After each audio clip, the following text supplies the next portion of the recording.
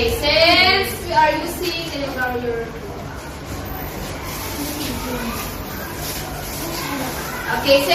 using our cloth every day or regularly, so it may get old. Okay, so sometimes the thread will lose.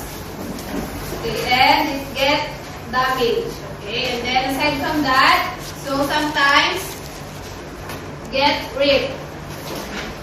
Okay, so that's why there is called repairing clothes. Okay, so we have two types of repairing clothes. So we have the mending and the darning.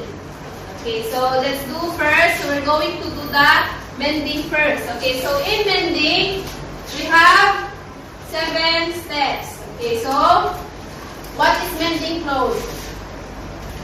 Dua. Mending clothes. Mending is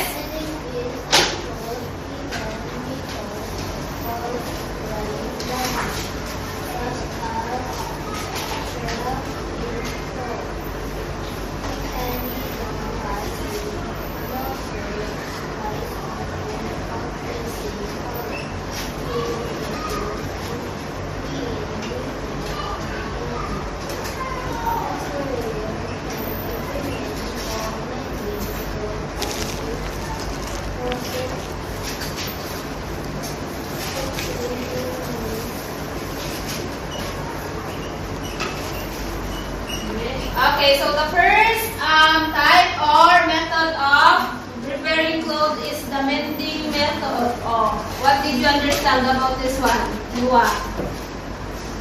When we say mending, it has,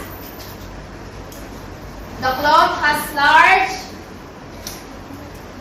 Okay, so when we say mending, as you can see, the cloth has large or big damage. Okay, so it can be done with another piece of cloth of the same color. So always remember, so we use the same color and with the same thread. Okay, so we have here, so let's do this. The first type is the mending. Okay, so if your cloth is still okay, so let's pretend, or let's cut it.